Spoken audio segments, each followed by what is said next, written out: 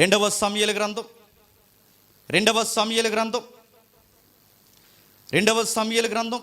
14వ అధ్యాయం. భలే అనిపిస్తుందండి ఈ సందర్భం. 2వ సమూయేలు గ్రంథం 14వ అధ్యాయం 25 నుండి 27 వచనాలు చూద్దాం ఒకసారి.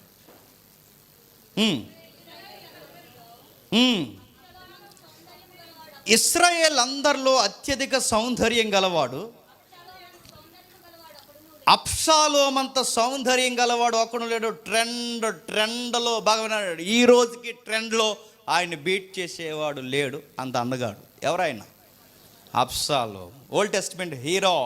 ఇంకా చెప్పాలంటే బైబిల్ చెప్తుంది, హాలీవుడ్, బాలీవుడ్, కోలీవుడ్, ఇంకేముందో టాలీవుడ్, ఎన్ని వుడ్లు అయితే ఉన్నాయి నాకు గుర్తులేదు. ఇన్ని వుడ్లన్నీ తెచ్చినా ఆయన దగ్గర ఒక్క దానికి కూడా పనికిరాదు. ఎందుకంటే బైబిల్ చెప్తుంది, ఏమని చెప్తుందో, తల వెంటు ఆయన పైన చెప్తున్నట్టు చూడండి, అరికాలు మొదలుకొని తల వరకు ఏ లోపం అతని యందు లేదు. బాలీవుడ్ నుంచి కోలీవుడ్, కర్ణాటక వరకు, హాలీవుడ్ నుండి మన హైదరాబాద్ టాలీవుడ్ వరకు అడుగుతున్నాను, హీరోవులకి ఎక్కడో దిక్కున లోపం లేకుండా ఉందా చెప్పండి?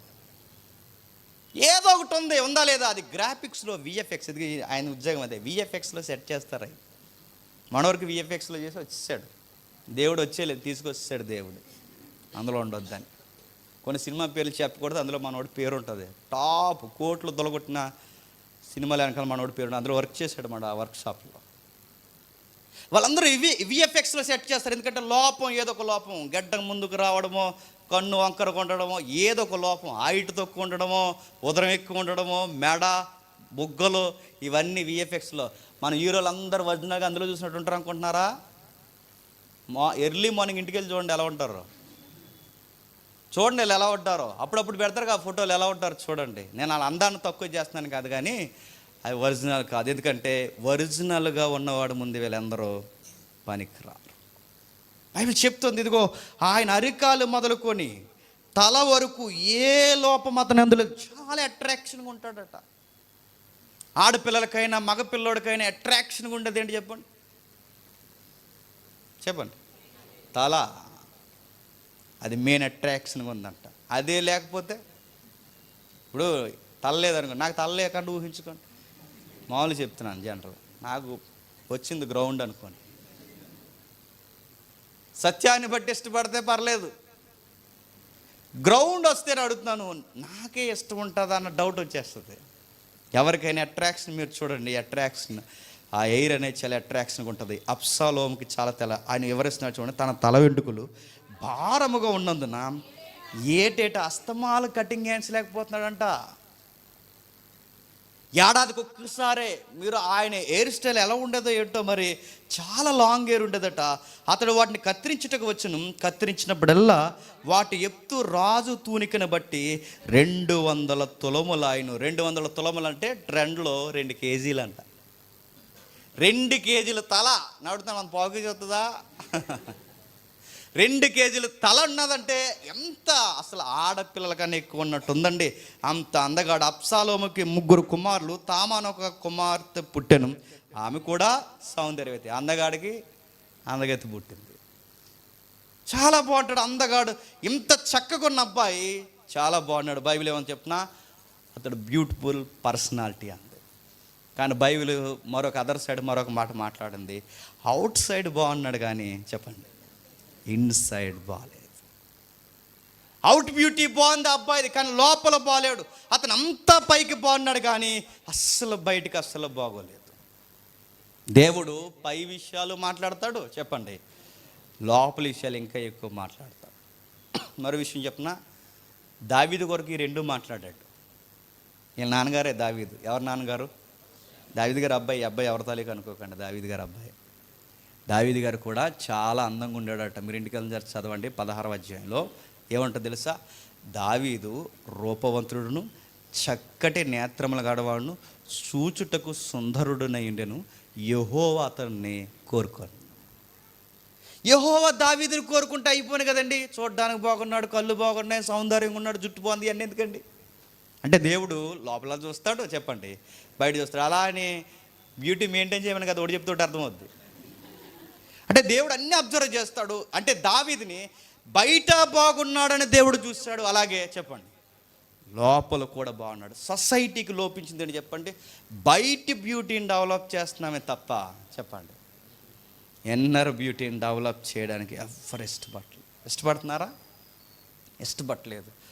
మొన్న వరకు నల్ల కనబడతాడు, సడన్గా తెల్లగా అయిపోతాడు, ఎర్రగా అయిపోతాయి. అంతా ఏం చేసేవరా దాన్ని? అదేదో రాహేస్తున్నారండి ఈ మధ్య, పేడేదో పొగలకి అందిపోయి పై పొర ఊడిపోతుంది చూసారా సడన్గా. అదేదో ఉంది పేరు, ఈ తమ్ముడు తెలుసు. స్కిన్ లైటా, స్కిన్ బ్రైట్ అంట ఆ ట్యూబ్ పేరు. అది రాస్తున్నారండి. ఆడపిల్లలు కొంతమందిని గమనిస్తున్నాను, ఆ స్కిన్ రెడ్డిస్గా అయిపోతుంది. న్యాచురల్గా గ్లో రావడం వేరండి, రెడ్డిస్గా అయిపోయి ఆ స్కిన్, ఆ బ్లడ్ సెల్స్ బయటకు కనబడుతున్నాయి. ఏం చేస్తున్నారు? పరువుడు పోయే ఆయింట్మెంట్లు రాస్తున్నారు. బ్యాన్ చేస్తుంది గవర్నమెంట్ వాటిని. ఈ అబ్బాయి చాలా దావీదు బయటికి బాగున్నాడు, లోపల బాగున్నాడు. అబ్షాలోము బయటకు బాగున్నాడు, లోపల బాగాలేదు. అస్సలు నచ్చలేదు దేవుడికి. దేవుడు అన్నాడు, ఈడి బుద్ధి చాలా వంకర బుద్ధి, ఇతను ఎందుకు ఈ ఎయిర్ ఇంత ఇలా మెయింటైన్ చేస్తున్నాడంటే జనాల్ని చెప్పండి అట్రాక్షన్ చేయడానికి. అన్ని కేజీలు సుమారు 2 కేజీల తల ఎందుకు ఇంత దూరం లాంగ్ హెయిర్ ఎందుకు మెయింటైన్ చేస్తున్నాడంటే అబ్షాలోము ఆ ట్రెండ్లో సెలబ్రిటీగా ఉండాలనుకున్నాడట. ఉండడమే కాదు, పాలిటిక్స్లో కొత్త మూమెంట్ తీసుకొచ్చాడు. 15వ అధ్యాయం చూడండి, 15వ అధ్యాయం మొదటి వచనం.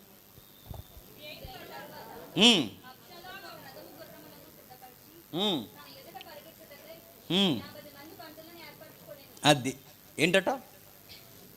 ఎంతమందిని ఏర్పరిచాడట? ఎవరంటే వీళ్ళు ట్రెండ్లో చెప్పండి. బాడీ గార్డ్స్ని ఎందుకు పెడతారు చెప్పండి? జనాల మీదకి వచ్చేస్తారని కాదు, చెప్పండి. జనాలందరూ ఏంట్రే ఎంతమంది వస్తున్నారు ఈ వెనకాల ఈ చుట్టూ అని జనాలు చూడాలనే చెప్పండి బాడీ గార్డ్ చేస్తారు. ఎవడు రాడు, తప్పుకుంటే చూడండి అని. మీకు అర్థమైందా? ఎవడున్నాడు తలకే, ఆడ వెనకాల ఎవడుంటాడు, కానీ ఆడ వెనకాల అటు 10 మంది నెలకు జీతం ఇస్తారులేండి, ఆ తర్వాత విషయం. అబ్షాలోము కూడా పెట్టాడు. ఎందుకంటే వీడికి ఫాలోయింగ్ లేదు, తలకాయ లేదు. వాళ్ళ నాన్నగారు ముందు వీడి ఫేమ్ ఎందుకు పనికిరాదు. వాళ్ళ నాన్నగారు ఎవరు? దావీదు గారు. ఏం పనికిరాదు, కానీ ఇంతమందిని వీడు ఎందుకు మెయింటైన్ చేస్తున్నాడంటే రాజకీయంలో ఒక ట్రెండ్. ఎందుకంటే ఇప్పుడు ఎస్కాట్ మెయింటైన్ చేయాలి, నేను ప్రత్యేకమైన నాయకుని అని చెప్పుకోవాలి. ఉదయం లేచి బయలుదేరి పట్టణం యొక్క గుమ్మపు మార్గమందు ఒక తట్టున నిలిచి రాజు తీర్పు తీర్చుటకే యాజమాడినప్పుడు ఎవరైనానూ వచ్చి ఉండగా కనిపెట్టి వారిని పిలిచి నువ్వు ఏ ఊరు వాడవని అడుగుచుండెను. అర్థమవుతుందా సందర్భం? రాజుగారు ఎవరండి అప్పటికి? దావీదు గారు. ఈడేం కాదండి, ఏమీ కాకపోయినా వీడికేదో పెద్ద థ్రెట్ ఉన్నట్టు 50 మందిని మెయింటైన్ చేస్తున్నాడు. సరిగ్గా గవిన్ దగ్గర కూర్చుంటున్నాడు. ఈయన కూర్చున్నట్టు అందరూ చుట్టూ నిలబడతారు, బాడీ గార్డ్స్ నిలబడతారు. అందరూ వాళ్ళు నిలబడిన అంటే అలా వ్యాజ్యాలు గొడవలు ఉంటాయిగా, జడ్జిమెంట్ల కోసం దావీదు దగ్గరకు వచ్చేవారట చాలామంది. అరే అబ్బాయి ఇలా రా అనేవారట. సార్ పిలుస్తున్నారు రా అనగానే అందరూ పిలుస్తారు. అయ్యా దావీదు గారు కొడుకు అనగానే ఎంతో కొంత గౌరవిస్తారుగా. అయ్యా చెప్పండి అయ్యా అనగానే ఏం రా అబ్బాయి ఇలా వచ్చేది అంటే నాన్నగారి దగ్గరికి వెళ్తున్నానంటే కొంచెం జడ్జిమెంట్ ఉంది అంటే. దేనికి? ఏ జడ్జిమెంట్ అంటే నాకు చెప్పు, నేను సలహా ఇస్తాను అనగానే ఇలా పలానా చెప్తే రాజుగారి దగ్గరికి వెళ్ళడం మంచి ఆలోచనే, కానీ రాజుగారికి సలహా ఇచ్చే వాళ్ళు అక్కడ ఎవరు లేరు అబ్బాయి. నువ్వు రాజుగారి దగ్గరికి వెళ్ళిన, ఎందుకంటే ఆయనకి వయసు అయిపోయింది, ఇప్పుడు సలహా ఇచ్చి నీకు మంచి జడ్జిమెంట్ ఇచ్చా. ఎప్పుడు గుర్తుపెట్టుకోండి, వెనకాల చాలా మంది చేసే పనులు ఏంటి చెప్పనా? నన్నేమనరు, నా చుట్టూ ఉన్నవారు ఎవరో బాగాలేదంటారు. ఇది నా దగ్గర ఉన్న వాళ్ళు తెలుసు తమ్ముళ్ళకి, ఇది మేము ఎదుర్కొన్నాం. నన్నేమనరు, బాగుంది. మనం మెయిన్ పర్సన్ ఏమనరు, మెయిన్ పర్సన్ చుట్టూ ఉన్న అట్మాస్ఫియర్ బాగాలేదంటారు. ఇది ఎందుకు ఎలా చెప్తున్నారంటే, అది చెప్పిన తర్వాత మీరు అక్కడికి వెళ్ళకండి, ఆగిపోండి. అంటే వాళ్ళని ఆకర్షించడానికి ఆ సురేష్ మంచోడు కాదు, సుధాకర్ మంచోడు కాదు, డేవిడ్ మంచోడు కాదు, వాళ్ళ మంచోడు కాదు, అక్కడ ఏది మీకు మంచి సలహా దొరకదు, మానేయండి, ఇలా ఉండిపోండి, ఏదో ఒకటి చెప్తారన్నమాట. అలా చెబుతూనే వాళ్ళు ఏం చేస్తున్నారు చూడండి, అందరిని పిలుస్తున్నారు. ఏ ఊరు వాడివి, ఎక్కడి నుండి వచ్చో, ఇవన్నీ చెప్తారు. చెప్పి ఆ యాజ్యము సరిగా న్యాయముగా ఉన్నది కానీ దాన్ని విచారించుటకే నియమింపబడినవాడు రాజునద్ద ఒక్కడూ లేడని చెప్పి నేను ఈ దేశమునకు న్యాయాధిపతిని ఉండుట ఎంత మేలు. అప్పుడు యాజ్యవారి వారు నా యొద్దకు వత్తురు, నేను వారికి న్యాయము తీరుదునని చెప్పుచూ వచ్చాను. ప్రజల్లో పాయింట్ వేస్తున్నాను అనమాట. మీలాంటి వాళ్ళకి నేను న్యాయం చేయాలనుకుంటున్నాను, న్యాయం పక్షాన ఫైట్ చేయాలనుకుంటున్నాను రా నేను. కానీ నన్ను ఎవరో అర్థం చేసుకోవట్లేదని కానీ వెంటనే అంటాడట, అయ్యా నా ఓటు నీకే అన్నాడట. చేస్తున్నారు పాలిటిక్స్లో.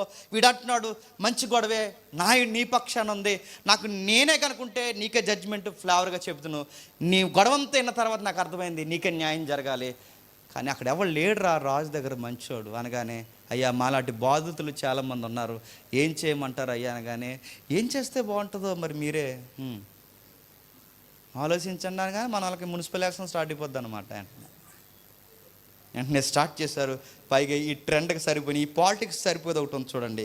మరియు తనకి నమస్కారం చేయుటకు ఎవడైనను తన దాపునకు వచ్చినప్పుడు అతడు చేయి చాచి అతన్ని పట్టుకొని, ట్రెండ్ ఫాలోయింగ్ చెప్పండి, ముద్దు పెట్టుకొని ఇలా అంటారట.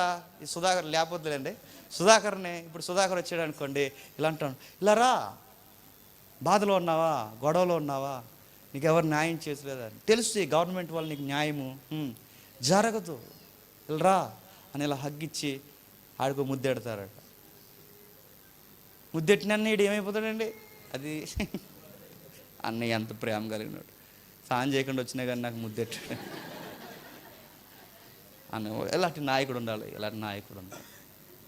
అంత పెద్ద హోదాలో ఉండి, ముఖ్యమంత్రి హోదాలో ఉండి, ముఖ్యమంత్రి కొడుకు అయి ఉండి, మంత్రి అయి ఉండి, ఎమ్మెల్యే గారు ఉండి, ఎంపీ గారు ఉండి మా మురికి చేతులు పట్టుకున్నాడు, అయ్యా నువ్వు బతకాలయ్యా, నువ్వు బతకాలి అంటే. అంతే కదండి. ఇప్పుడు నువ్వే మాకు రాష్ట్రానికి, మా జిల్లా పరిస్థితికి నువ్వే చెప్పండి, నాయకుడివే అయిపోవాలయ్యా. మొత్తం మీద ఆడు ఏం చేస్తున్నాడు చూడ, కిందకి ముద్దెట్టి చెయ్యెట్టి తీర్పు తీర్చుటకే రాజునకు వచ్చిన ఇశ్రాయేలందరికీ అబ్షాలోముకు ఈ ప్రకారం చేసి ఇశ్రాయేలందరినీ, భలే ఉంటుందండి, అందరినీ దీన్ని ఏమంటారు, పాపులారిటీ మొత్తం, ఫేమ్ నేమ్ మొత్తం, దావీదుకున్న గుడ్ విల్ మొత్తం చెప్పండి ముద్దెట్టి లాగేసుకున్నాడంట, హగ్గిచ్చి లాగేసుకున్నాడట, చెయ్యేసి లాగేసుకున్నాడట, మొత్తం తన వైపుకి తిప్పేసాడట. రచయితలు ఇలా అన్నారు, దావీదుని రాజ్యం నుంచి ఎలగొట్టాడు, మనుషులను తన దగ్గరికి రాకుండా తన వైపుకి తిప్పుకున్నాడు, తండ్రిని ఉండగానే బయటికి గెంటేశాడు, తండ్రి ఉంపుడు గెత్తులతో బహిరంగంగా మేడ మీద వ్యభిచారం చేశాడు. ఇప్పుడు చెప్పండి, చూడ్డానికి బాగున్నాడు కానీ లోపల మాత్రం అస్సలు బాగాలేదు, క్రిమినల్ మైండ్ ఉంది. ఎవరికి చెప్పండి, ఈరోజు ట్రెండ్ అంత ఏంటో తెలుసా, సోషల్ మీడియాలో కనబడుతున్నంత అందంగా వాళ్ళ మనసులు ఉంటాయి అనుకోకండి, వాళ్ళ లోపల చాలా క్రూరంగా ఉంటారు, చాలా రోతగా ఉంటారు, చాలా దరిద్రంగా ఉంటారు. వాళ్ళు ఎంతకింత మంచిగా యాక్ట్ చేస్తున్నారంటే పాపులారిటీ కొరకు. నేను ఒక పులిహార పొట్లం ఇస్తాను, ఫోటో తీస్తాను, వెంటనే నేను పబ్లిసిటీ చేపిస్తాను.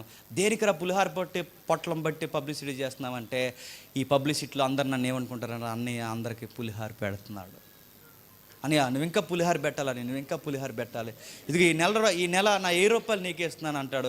నేను పెట్టింది 100 రూపాయల పులిహారే, కానీ నీలాంటి వాళ్ళందరూ నాకు ఎంత పంపిస్తారు చెప్పండి, 1000 10,000 మంది బాగా వినండి. ఇప్పుడు లక్షల ఫాలోవర్స్ ఉన్న ప్రతి ఛానల్కి 10,000 మంది మనిషికి 1000 పంపితే ఎంత అవుతుంది చెప్పండి, 1 కోటి రూపాయలు. వన్ డేలో 1 కోటి రూపాయలు. ఒక మనిషి, ఒక 10,000 మంది ఛానల్ ఫాలో అయి ఉన్న వాళ్ళు మనిషికి 1000 పంపితే వస్తున్నాయి వార్తలు, మీరు చూసారు లేదో, టీవీని వేసేస్తుంది, ఏకేస్తుంది అందరినీ. మొన్నటి వరకు వాళ్ళు చాలా ఉదార స్వభావం కలిగిన వారు ఈరోజు బెట్టింగ్ యాప్లకి ఎక్స్ప్లెనేషన్ ఇచ్చుకుంటున్నారు.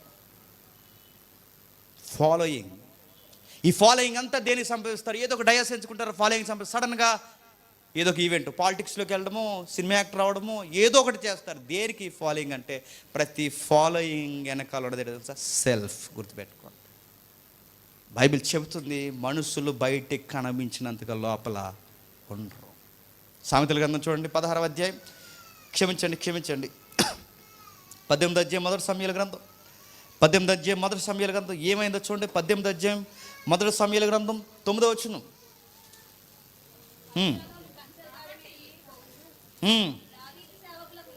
దావీదు సేవకులకు ఎదురాయను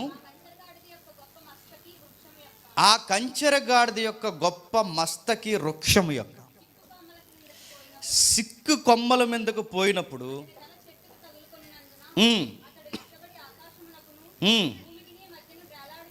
భూమికి ఆకాశానికి మధ్య వేలాడుచుండగా అతని కిందనున్న కంచెరగాడిద సాగిపోయాను. ఒకడు దానిని చూసి వచ్చి అబ్షాలోము మస్తకి వృక్షమున వేలాడుట చూసి యోవాబు నువ్వు చూసి ఉంటివే, నీవతన్ని చంపిన ఎడల 10 తులముల ఎండియు ఒక నడికట్టును నీకు ఇచ్చదనని అందుకు వాడు, ఎవడునైనా అబ్షాలోముని ఎవడునూ ముట్టకుండా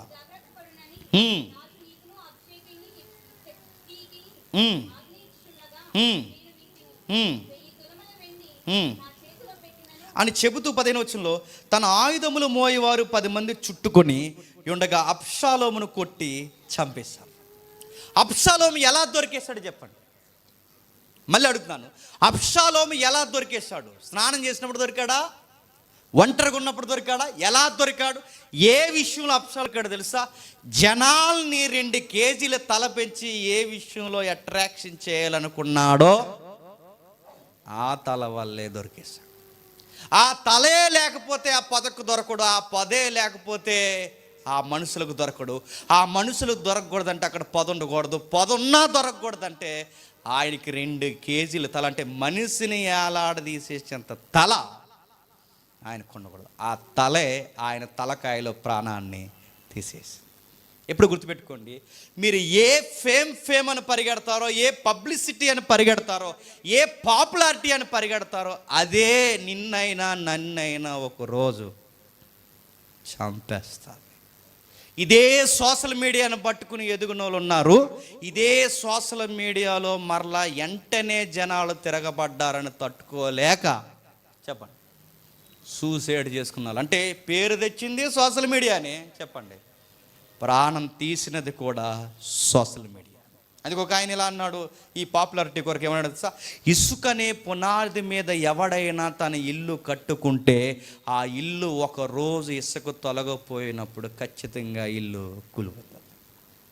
ప్రభు కూడా అది అన్నాడు, నేను చెప్పినట్టు బండ మీద మీరు కట్టుకోకపోతే, ఇసుక మీద మీ ఇల్లు కడితే ఒకరోజు మీరు కోల్పోతారు. ఈ పాపులారిటీ అంతా ఇసుక పునాదులు, గుర్తుపెట్టుకోండి. దాన్ని నమ్మకండి. వాట్సాప్ స్టేటస్లో, ఇన్స్టాగ్రామ్ స్టేటస్లో రకరకాలు ఇవన్నీ నేను అడుగుతున్నాను, దేనికోసం పెడుతున్నావు? దేవుణ్ణి మహిమపరచడానికి ఆ యాప్స్ను వాడుతున్నావా, లేదా నిన్ను మహిమపరచుకోవడానికి ఆ యాప్స్ వాడుతున్నావా? దేవుడు ప్రతిదాన్ని గమనిస్తాడు. సామెతల గ్రంథం 16వ అధ్యాయం, సామెతల గ్రంథం 16వ అధ్యాయం 32వ వచనం చూడండి, ముగించేద్దాం. సామెతల గ్రంథం 16వ అధ్యాయం 32వ వచనం. పరాక్రమశాలి కంటే దీర్ఘశాంతము గలవాడు గొప్పవాడు, పట్టణము పట్టుకుని వాని కంటే తన మనస్సును స్వాధీనపరుచుకునేవాడు గొప్పడు. పట్టణాన్ని సంపాదించి పట్టణం మొత్తం పాపులారిటీ సంపాదించుకున్న వానికంటే చెప్పండి, తన మనస్సును స్వాధీనపరుచుకున్నవాడే గొప్పవాడు. పట్టణాన్ని జయించి అందరినీ నా వెనకాల ఫాలో అవ్వండ్రా అని బెదిరించే నాయకుడి కన్నా తన మనస్సును తాను కంట్రోల్లో పెట్టుకునేవాడే శ్రేష్ఠుడు. ఇంకా చెప్తుంది సామెతల గ్రంథం, ఇంకేమంటుందో చూడండి. సామెతల గ్రంథం ముగించేద్దాం. సామెతల గ్రంథం 25వ అధ్యాయం 27, 28 వచనాలు చూడండి.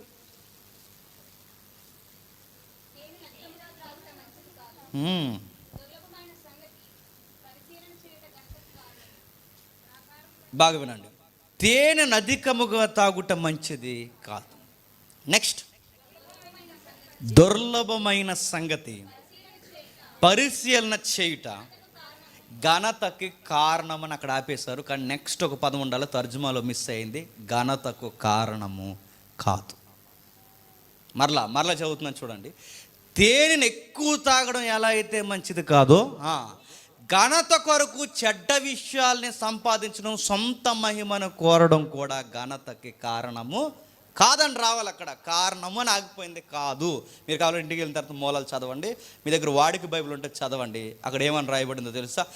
ఎవడైనాను సొంత మహిమను కోరుకోవడానికి మహిమ కొరకు పరిగెడితే అది వానికి మహిమ కాదు అని ఉంటుంది.